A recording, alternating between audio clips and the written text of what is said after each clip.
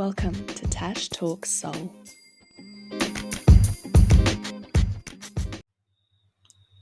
Hi and welcome back.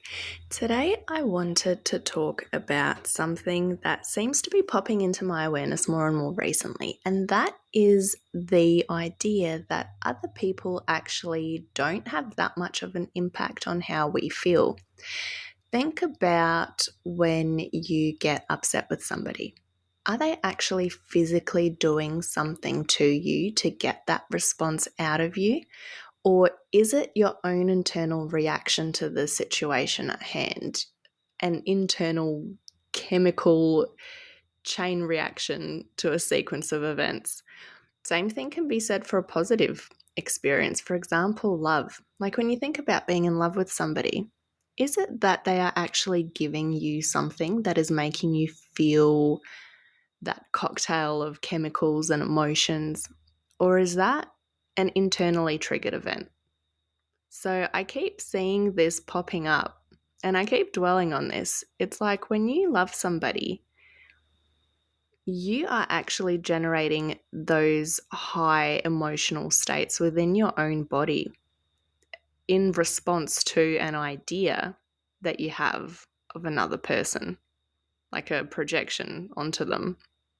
I'm not saying, love isn't real or we don't love other people. That's not what I'm saying at all. But it's just interesting to think about. Think back to a time that you were infatuated and it was purely just you having chemical reactions to your own thoughts. And that's all it was. That's all it is. Isn't that crazy to think about? So at any given point, we are purely just having internal responses to external situations, whether that's positive situations or negative situations. But the way that you feel emotionally rests solely in your own hands. I mean, we're not robots. We are going to get upset if people, say awful things to us, or if we fall in love and we feel all those positive emotions as well. I mean, I say it's interesting to think about, but I do feel like the external world does impact this, process that we go through. But it's just, I think, important to remember that when situations do happen externally, that the way that we respond is up to us. And I know it's that old cliche that, people can't offend you or upset you without your permission, and that when they do, it's because you are essentially giving your power over to them. And I guess this is just a little reminder to be mindful of that. And if you do find yourself having strong emotional reactions, probably negative ones, because we like feeling the lovely ones, don't we? But with the negative ones, just keep that in mind. I had a therapist a few years ago tell me that a triggered state is when your emotional response to a situation is kind of like a 7 plus out of 10. To be fair, I can't really remember the number that she said, but maybe it was anything above a 5. And obviously, the higher up the scale you go, the more work you need to do on yourself to bring it back down to a more manageable level, because it's okay to have emotional responses to situations. We are human. That is literally, a cornerstone of the human experience, is we do have this emotional response to the world around us. But if we find ourselves having these super strong emotions, then that's something to look at. But if you're in a situation and your emotional response is like a 4 out of 10 or a 3 out of 10, then that's a really normal human response. The question to ask there then is, don't know what I just said, if that makes sense, but the question to ask is, am I having a normal emotional response to an abnormal emotional situation? And if the answer is yes, any rational, reasonable person would expect to have an emotional response if they were to be put into this position, then you're not being triggered. That's just you having a normal emotional reaction.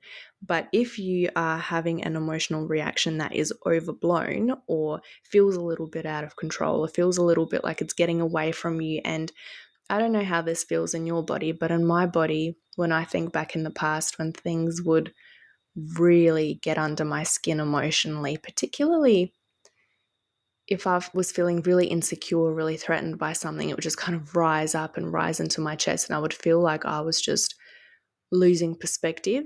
And I want to say losing control, not losing control in the physically acted out and have crazy behavior, but losing control over my ability to have a grip on my emotions, that I felt like they were just engulfing me and running away from me.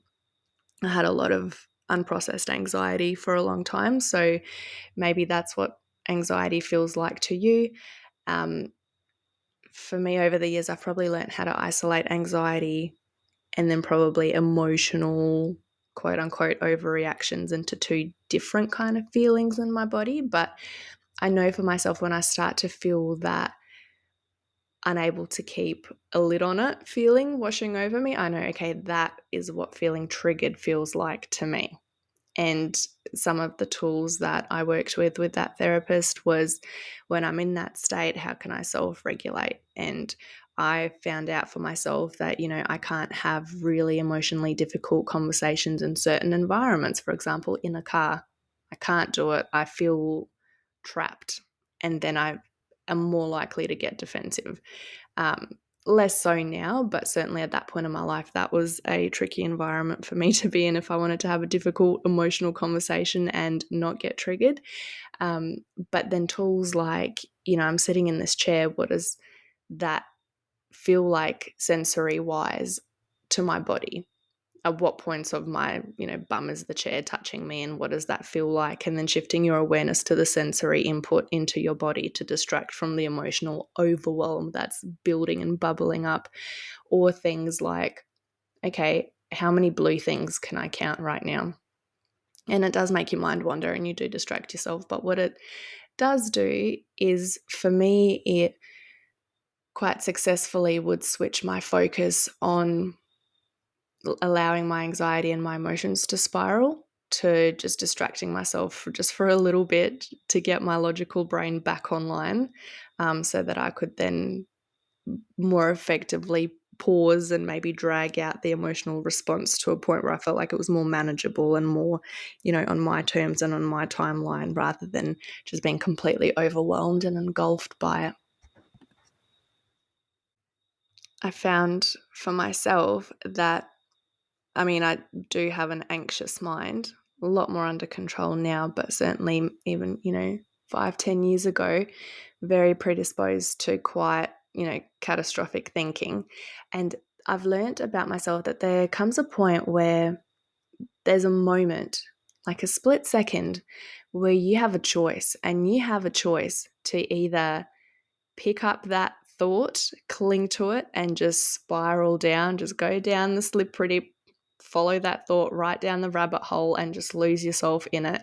And if you do that, then you have to accept the emotional overwhelm that comes with that by putting yourself into that mental situation, into that scenario.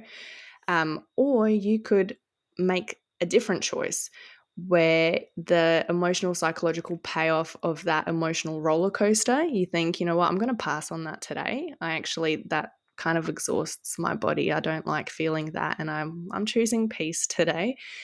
And there is a point where you can choose to, okay, let's count how many blue things I can see, and let's continue distracting myself with that. Whatever tools work for you. Maybe it's how many blue things can you see, how many different smells can you smell, how many different sounds can you hear, or, if you're outside, how many different types of birds can I hear? Just whatever, anything that distracts your brain from hyper focusing and fixating on these thoughts that you're having. If you choose to do that, you actually save yourself that spiral into the anxiety hole. And the more you practice doing that, the easier it gets to distinguish where that moment, where that split second is for you, where that choice needs to be made. I'm now at a point where I don't need to distract myself. I kind of know that, okay, this is the moment. I'm choosing not to spiral because I just can't afford to mentally. I'm too tired. I'm too old and tired to do that to myself. So I've gotten good at that with practice. And some imagery that I can't remember if I read this or if this came up in therapy, but imagine yourself standing on the bank of a river, and in this river are your thoughts. And we experience thousands of thoughts every single day. I haven't Googled the stats. I don't know. Don't quote me, but a lot. We think a lot. And these thoughts are just, swimming by in the river. They come from somewhere, and then sooner or later they're out of sight and they're gone from our awareness. And at any point, you can see a thought floating by in the river, and it might look a little bit like a disturbing thought, and you might be tempted to reach in and pick it up, have a look at it, and then let it engulf you. Or you can choose to observe it going down the river and acknowledge it and say, okay, I see you. That's there. There's a bit of catastrophic thinking. What if I cross the road and get hit by a bus? I don't know, like an intrusive thought or a disturbing thought, just something that could potentially trigger you into having an emotional overwhelm reaction, or, picturing worst case scenarios. I'm sure we've all done that, where you pick out a situation in your life and then obsess over, oh my God, this could go wrong and this could go wrong. And then it's like you emotionally put yourself through the ringer as though it's happening when it's not, and it probably never will. So why are you, doing that to yourself? I mean, maybe no one else does that. Maybe it's just me. But no, that's something I used to do a lot, but thankfully don't do anymore. And I catch myself if I do find myself tempted to.